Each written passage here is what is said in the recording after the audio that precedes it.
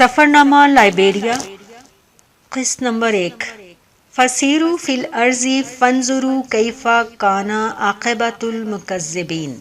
ماں جی اکثر اس آیت کو دہرایا کرتی تھیں۔ ان کا کہنا تھا کہ دنیا دیکھنی چاہیے، باوجود شدید خواہش کے ایسے اسباب نہ ہو سکے کہ پاکستان کے علاوہ کہیں دوسرے ملک سفر کرتی، سوائے اس کے کہ انڈیا 15 دن کے لیے مذہبی اجتماع کے سلسلہ میں جانا ہوا۔ ان کی وفات کے چند دن بعد ایک دفعہ پھر ویزا ملا، مگر افسوس اب وہ اس دنیا میں نہ تھیں۔ آپ 2008 میں قضائے الہی سے انتقال کر گئیں۔ جب بھی بیرون ملک سفر کیا، ماں جی کی دہرائی بات یاد آتی رہی اور شدید خواہش ہوتی کہ کاش اس سفر میں وہ بھی ساتھ ہوتی۔ سوچتی ہوں پاکستان میں تو کوئی جھٹلانے والا نہیں، مکذبین میں سے نہیں، پھر یہ حال کیسا ہے؟ رشوت، چوری، لوٹ مار، دھوکہ دہی، مذہبی شدت پسندی، مذہبی امتیازی قوانین، خواتین کے ساتھ امتیازی سلوک، عزت نفس کا خیال رکھنے کے بجائے انہیں کچل دینا۔ یوں محسوس ہوتا ہے جیسے زندگی ٹھہر سی گئی ہو، ایک ہی دائرے میں ہم سب گھوم رہے ہیں۔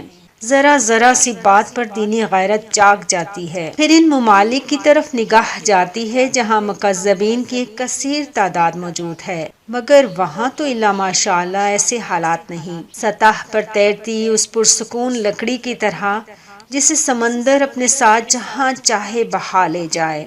قتل کا کوئی فتویٰ نہیں، دینی غیرت میں سنگسار کر دینے کی روایت نہیں، میناروں سے اٹھتے نفرت کے دھوئیں نہیں اور دھواں دھار نفرت و تعصب سے لتھڑی تقاریر نہیں، ایوانوں سے اٹھتے ہلچل مچاتے بیانات نہیں۔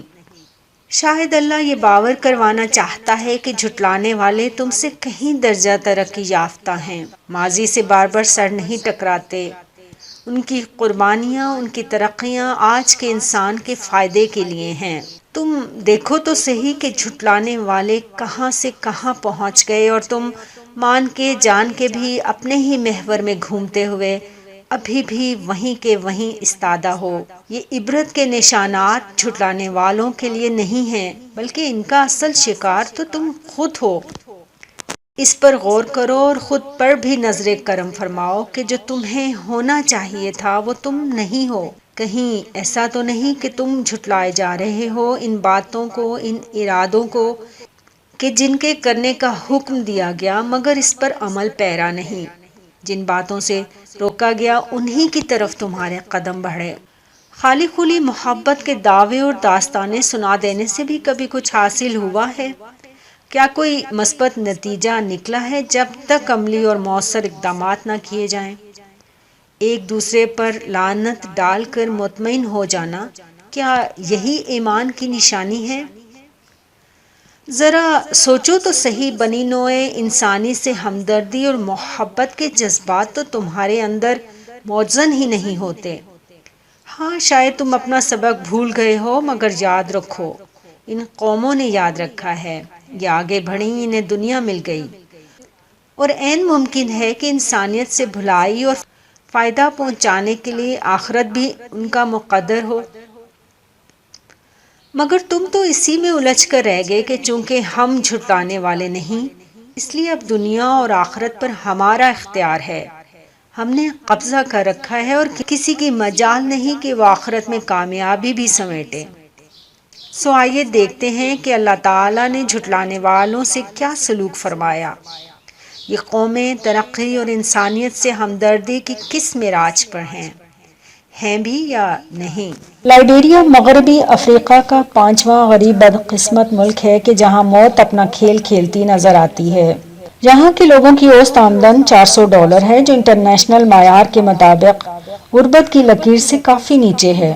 1999 سے شروع ہونے والی گوریلا جنگ سے 5 ملین لوگ جان سے گئے اور ملکی معیشت کو بھی ناقابل تلافی نقصان پہنچا، اور اب 2020 میں کرونا وائرس نے پوری دنیا کی طرح لائبیریا کو بھی اپنی لپیٹ میں لے رکھا ہے، جس میں اب تک 50 کے قریب انسانی جانیں زندگی کی بازی ہار چکی ہیں۔ یہ جنوبی افریقہ کا پہلا ملک ہے جس نے 1847 میں آزادی کا اعلان کیا۔ جہاں 4.9 ملین لوگ بستے ہیں، اس وقت 83% لوگ غربت کی لکیر سے نیچے زندگی گزار رہے ہیں۔ 2004 میں گوریلا جنگ امن معاہدے کے تحت ختم ہوئی۔ 2005 کے الیکشن میں پہلی خاتون ایلن جوزف شرلیف نے صدارت کا منصب سنبھالا۔ 2011 میں انہیں امن کے نوبل انعام سے نوازا گیا۔ جنگ کے بعد ابھی عوام نے سکھ کا سانس لیا ہی تھا کہ ایبولا وائرس نے 2014 میں تباہی مچائی۔ یہ وبا 2 سال تک پھیلی رہی۔ اس میں لگ بھگ 50,000 لوگ متاثر ہوئے، جن میں سے 11,000 سے زائد لوگ جان سے گئے۔ اس کا بڑا مرکز لائبیریا کے علاوہ ہمسایہ ممالک سیرالیون اور گنی بھی بنے۔ پہلا کیس گنی بساؤ میں رپورٹ ہوا۔ کچھ کیسز نائجیریا، مالی، سینیگال، امریکہ اور یورپ میں بھی پائے گئے۔ ایبولا سب سے پہلے کانگو اور سوڈان میں 1976 میں سامنے آیا تھا، تاحال اس کی کوئی ویکسین ایجاد نہیں ہو سکی۔ لائبیریا کی سرحدیں سیرالیون اور گنی کے علاوہ آئیوری کوسٹ سے بھی ملتی ہیں، جبکہ بحیرہ اوقیانوس کی طویل ساحلی پٹی بھی اسے چھوتی ہے۔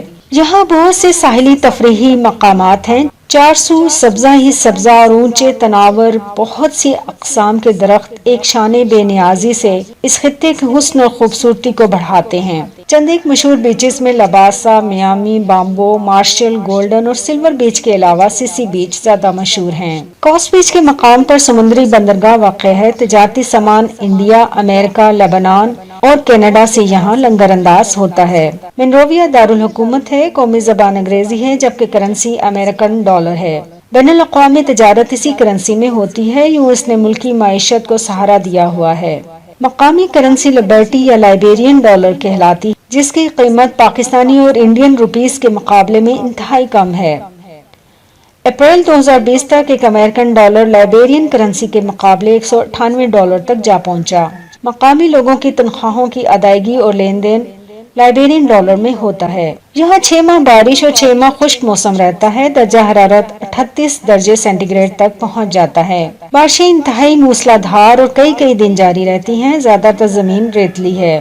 موسلا دھار بارش کے ساتھ بجلی کی خوفناک کڑک اور گرج چمک بھی جاری رہتی ہے۔ پانی چند منٹوں میں یوں غائب ہو جاتا ہے کہ جیسے کبھی بارش نہیں ہوئی۔ تمام پانی زمین سوکھ لیتی ہے، کہیں تالاب ندی نالوں میں بہتا دکھائی نہیں دیتا۔ اگر یہی صورتحال پاکستان یا انڈیا میں ہو تو ہر شہر سیلاب اور تالاب کا منظر پیش کرے۔ البتہ چند ایک علاقے پتھریلے ہیں جہاں سیلاب کی صورتحال پیدا ہوتی ہے اور لوگوں کو مشکلات درپیش آتی ہیں، تب لوگ خشکی کی تلاش میں دوسرے علاقوں کا رخ کرتے ہیں۔